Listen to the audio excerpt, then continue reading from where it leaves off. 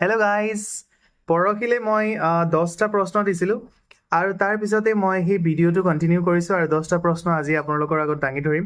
এডিআৰিৰ কাৰণে বহুতখিনি ইম্পৰ্টেণ্ট প্ৰশ্নবোৰ হয় আৰু এই প্ৰশ্নবোৰৰ লাগালাগিকৈ যিমানখিনি আপোনাৰ কনচেপ্ট আছে সেই কনচেপ্টখিনিও আপোনালোকে ক্লিয়াৰ কৰিব।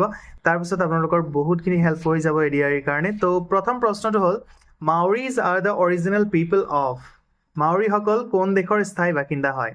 ইয়াৰ চাৰিটা অপশ্যন হ'ল টগো, মাডাগাস্কাৰ, সুমাত্ৰা, নিউজিলেণ্ড। কোনখন দেশৰ স্থায়ী বাসিন্দা হয়? নিউজিলেণ্ডৰ স্থায়ী বাসিন্দা হয়। কাৰণ মাউৰীসকলৰ বিশেষকৈ এই নিউজটো আহিছিলে যেতিয়া মেইপি ক্লাৰ্ক নামৰ এজনী এম পিয়ে 21 বছৰীয়া এম পি আহি পেলাই যে প্ৰথম মেইডেন যি স্পীচ দিছিলে, তাতে মানে তাই বহুত মানে নিজৰ মাউৰীসকলৰ যি ভংগীমা, সেই ভংগীমাত তাই এটা স্পীচ দিছিলে বহুত ধুনীয়াকৈ। আৰু তাৰ পিছৰ পৰা মাউৰীসকলৰ কথা নিউজত আছে। নেক্সট কুৱেশ্যনটো হ'ল, which company is associated with the creation of the ChatGPT? কোনটো প্ৰতিষ্ঠান ChatGPT উদ্ভাৱনৰ সৈতে জড়িত? তো ChatGPT যি আছে মানে এইটো চেটিং এপ হয়। এইটো উদ্ভাৱন কৰিছিলে OpenAI নামৰ এটা কোম্পানীয়ে। এইটো লঞ্চ কৰা হৈছিল 30 নৱেম্বৰৰ 2022-ত। আৰু তাৰ এই যোনটো OpenAI আছে, OpenAI যোনটো কোম্পানী আছে, তাৰ CEO হৈছে ছেম আল্টমেন।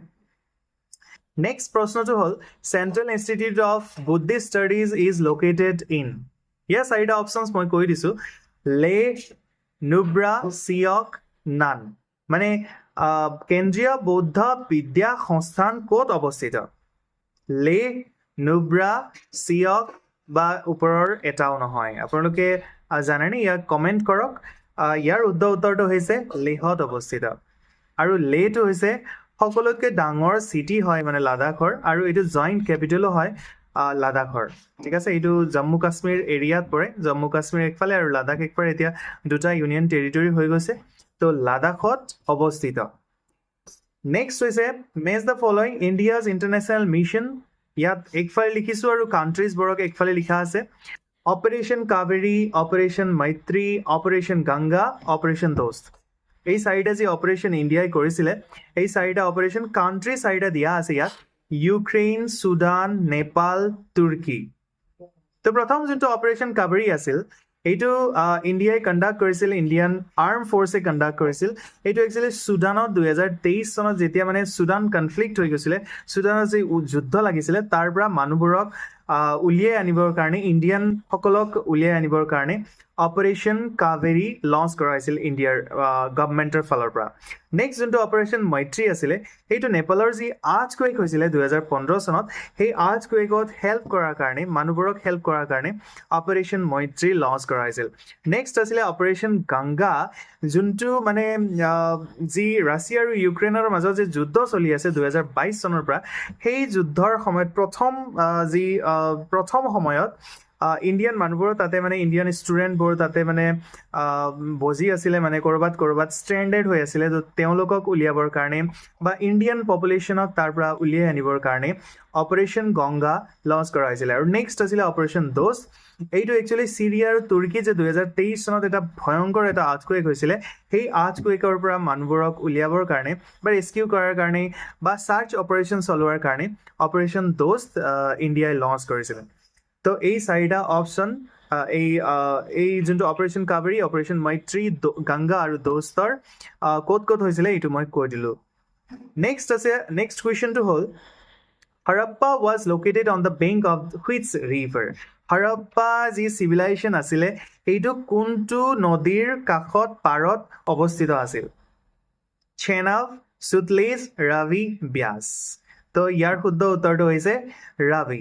আৰু যি মহেঞ্জোদাৰো যি চিভিলাইজেশ্যন আছিলে, এই মহেঞ্জোদাৰো চিভিলাইজেশ্যন একচুৱেলি ইণ্ডাছ ৰিভাৰৰ কাষত, ইণ্ডাছ নদীৰ কাষত মানে অৱস্থিত আছিল। আৰু নেক্সট প্ৰশ্নটো মই আপোনালোকৰ আগত দাঙি ধৰিছোঁ।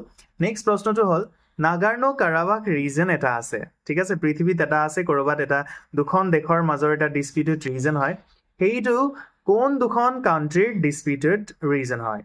ইয়াত চাৰিটা অপশ্যনছ দিয়া আছে, Japan, China, Israel, Palestine, Sudan, Ethiopia, Armenia, Azerbaijan.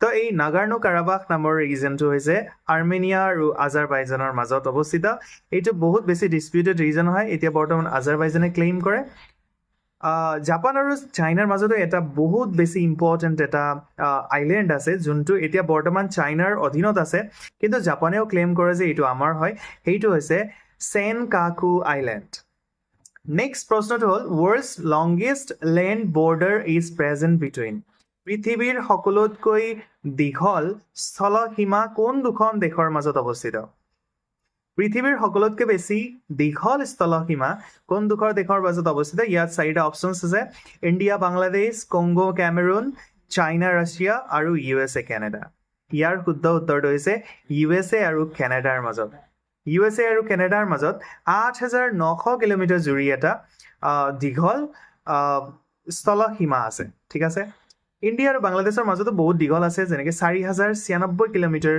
দৈৰ্ঘ্যৰ এটা সীমা আছে ইণ্ডিয়া আৰু বাংলাদেশৰ মাজত নেক্সট প্ৰশ্নটো হ'ল India's rank in world's hunger index 2023 was ইণ্ডিয়াৰ ৰেংক ৱৰ্ল্ড হাংগাৰ ইণ্ডেক্স যোনটো আছিল বিশ্বব্যাপী ক্ষুধা সূচকাংক যি আছিল তাত ভাৰতৰ ৰেংক কি আছিল 110 111 112 113 ইয়াৰ শুদ্ধ উত্তৰটো হৈছে 111 ইয়াত ৱৰ্ল্ড যোনটো হাংগাৰ ইণ্ডেক্স আছে এইটো 125 খন দেশৰ মাজত ইয়াক মানে কৰা হৈছিলে আৰু তাত ইণ্ডিয়াৰ ৰেংক আছিল 111 তো নেক্সট প্ৰশ্নটো হৈছে first medal winner from India in Paris Olympics 2024 is তো ভাৰতৰ ফালৰ পৰা প্ৰথম মেডেল কোনে জিকিছিল পেৰিছ অলিম্পিক 2024ত ইয়াৰ চাৰিটা অপশ্যনছ দিয়া আছে Manu Bhaker Saina Nehwal Sarabjot none of the above তো ইয়াৰ শুদ্ধ উত্তৰটো হৈছে মনু ভাকেৰ তেওঁ 10 মিটাৰ এয়াৰ পিস্তল কেটেগৰীত তাই ব্ৰঞ্জৰ মেডেল পাবলৈ সক্ষম হৈছে আৰু তাৰ লগতে মনু ভাকেৰে আৰু এটা মেডেল পাইছে সৰবজোত সিঙৰ লগত মিলি পেলাই মিক্সড 10 মিটাৰ এয়াৰ পিস্তলত তাই আকৌ এটা মেডেল পাবলৈ সক্ষম হৈছে নেক্সট ইণ্ডিয়াৰ ফালৰ পৰা স্বপ্নীল কুশলে পাইছে শ্বুটিঙত তাৰপিছত নীৰজ চোপ্ৰাই জেভলিনত পাই গ'ল এইটোতো বহুত বেছি নিউজত আহি আছে নেক্সট অমন চেৰাৱতে পাইছে ৰেষ্টলিঙত ঠিক তেনেকৈ হকী টিমেও ব্ৰঞ্জ মেডেল পাবলৈ সক্ষম হৈছে এইকেইটা ইণ্ডিয়াৰ ফালৰ পৰা মেডেলবোৰ পাবলৈ সক্ষম হৈছে ঠিক তেনেকৈ বিনেশ পগতে মেডেল পাবলৈ সক্ষম নহ'ল তাই চিলভাৰ মেডেলৰ যোগ্য আছিলে বা গ'ল্ড মেডেলে পালে হয় চাগে যদি মেটছখন হ'লে হয় কিন্তু মেটছখন হোৱাৰ আগতে তাই ডিছকুৱালিফাই হৈ গ'ল জাষ্ট 100 গ্ৰাম বেছি ৱেইট থকাৰ কাৰণে তাই 50 কেজি কেটেগৰীত তাই কম্পিটিশ্যন কৰিব লগা আছিলে কিন্তু 100 গ্ৰাম বেছি হোৱাৰ কাৰণে তাই কম্পিটিশ্যন কৰিব নোৱাৰিলে সেইকাৰণে তাই চিলভাৰ মেডেল বা গ'ল্ড মেডেল পাবলৈ সক্ষম নহ'ল ঠিক তেনেকৈ the next question is the name of the channel separates India and Maldives is India আৰু মালদ্বীপক ছেপাৰেট কৰা চেনেলটো কিমান ডিগ্ৰী চেনেল বা চেনেলটোৰ নাম কি ইয়াৰ শুদ্ধ উত্তৰটো হৈছে মই চাৰিটা অপশ্যনছ কৈ দিছোঁ 8 degree channel 9 degree channel 10 degree channel 11 degree channel ইয়াৰ শুদ্ধ উত্তৰটো হৈছে 8 ডিগ্ৰী চেনেল 9 ডিগ্ৰী চেনেলটো লাক্ষদ্বীপ আৰু মিনিকয়ৰ মাজত আছে আৰু 10 ডিগ্ৰী চেনেলটো আন্দামান এণ্ড নিকোবৰৰ মাজত আছে এই 10টা কুৱেশ্যন আপোনালোকৰ আগত মই দাঙি ধৰিলোঁ আশা কৰোঁ আপোনালোকে ভাল পাইছে আৰু নেক্সট মই আৰু 10টা কুৱেশ্যন কালিলৈকে আপোনালোকৰ আগত দাঙি ধৰিম thank you so' much God bless you all